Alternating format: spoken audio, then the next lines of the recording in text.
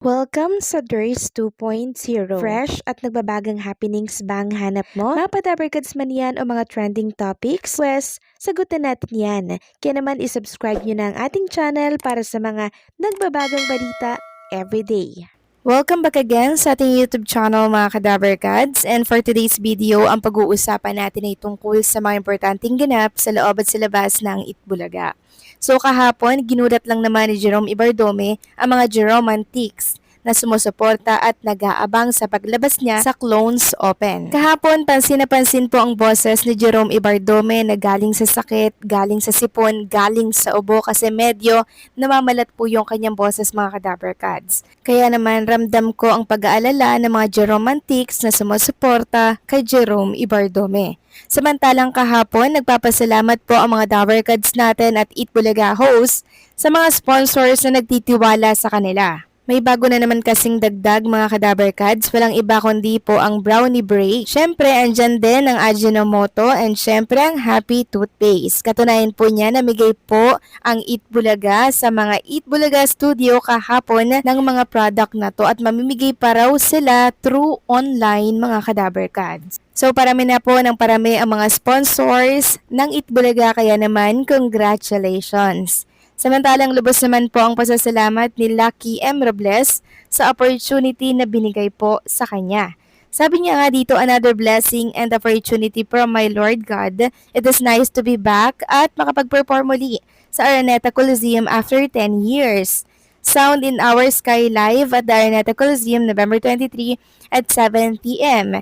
Featuring the Asia Soundbird, Miss Regine Velasquez Alcacid, the songwriter Ogie Alcacid, Miss Jessica Zaragoza, Sir Dingtong Abansado, Letters from June, and the iconic voices Jean Jordan, Stephen Tracy, Dominador, and syempre Lucky Robles, and Yan de la Cruz. Thank you so much KDR and the BMPI's opportunity. Sir Adhes Pacopia Carrion, thank you always. Salamat sa Diyos. Suportahan natin mga kadabarkads etong paparating na concert ng ilan sa mga clones natin. Kasama dyan syempre si Jean Jordan, Stephen JC, Abiola, and si Lucky M. Robles. Samantalang next topic naman tayo, hinimok po ng mga netizens si Jose Manalo. Nakasuhan si Angeliana dahil sa mga nakakasirang pahayag online.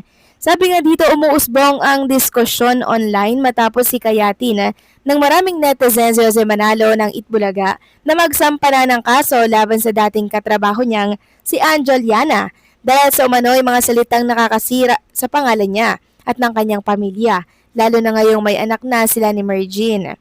Para sa marami, hindi na raw sapat ang simpleng pagsagot o pagdepensa sa issue. Mas mainam umano na idaan ito sa formal na reklamo para tuluyan ng mahinto ang mga akusasyong walang malinaw na basihan at masolusyonan ang negatibong epekto sa kanyang public image. Dahil dito, mas tumindi ang talakayan tungkol sa hangganan ng freedom of expression at pananagutan sa social media at marami ang umaasa na mauwi ito sa maayos na pagresolba at katahimikan para sa pamilya Manalo. Huwag kayong mag-alala mga kadabarkads kasi ang management naman po ng Itbulaga ay umaaksyon na tungkol dito sa mga paratang po ni Angeliana na inilalabas sa mundo ng social media. Masusi po nilang pinag-aaralan kung ano-ano ba yung mga nalabag sa batas nitong si Anjo. Kahit nasabihin po na nagkukwento lang si Angeliana ng mga nakaraan na syempre dapat may isaalang-alang din tayo. Hindi yung basta kwento lang ng kwento. Lalo na sa panahon ngayon, di ba mga Dabarkads, ang dami na pong ipinagbago.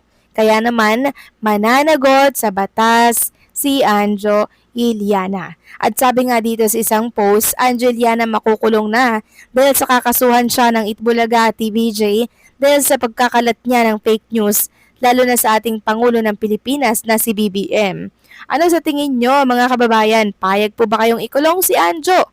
Yan po ang katanungan ng isang vlogger. At alam nyo ba mga kadabarkads, mayroon pong pakiusap si Mr. Anjo Iliana bago daw siya ikulong. Narito po ang kanyang tinig, pakinggan nyo pong mabuti. Ano, eh, kami naman, madali naman sumunod pag may batas na. Gawin natin batas yan. Kaya sabi ko, anong pagkaiba ng pagkikwento ng saloobin at ng libel? Ang libel po ay paninirang puri. Yan po ay gumagawa kayo ng kwento na hindi totoo.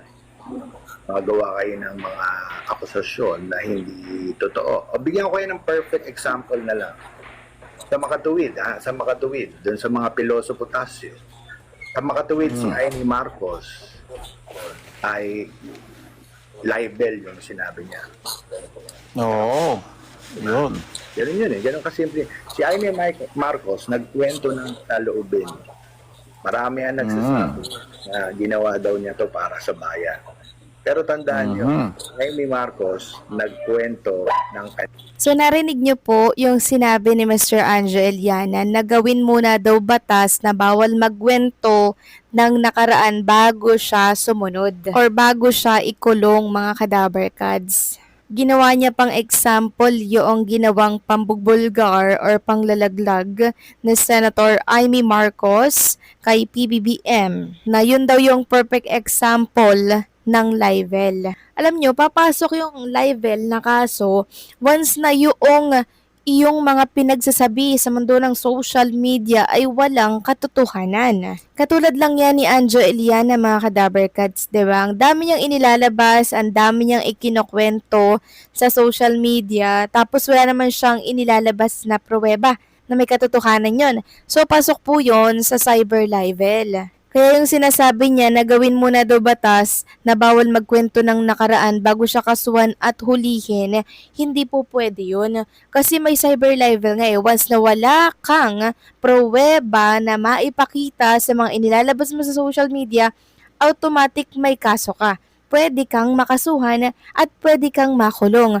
Kasi hindi lang isang tao, mga kadaver cads, ang tinatapakan at pinapahiya nitong si Anjo Eliana. Sobrang dami at yung mga pamilya-pamilya pa nun, apektado din po sa kahihiyan po na inilalabas nitong si Anjo Eliana.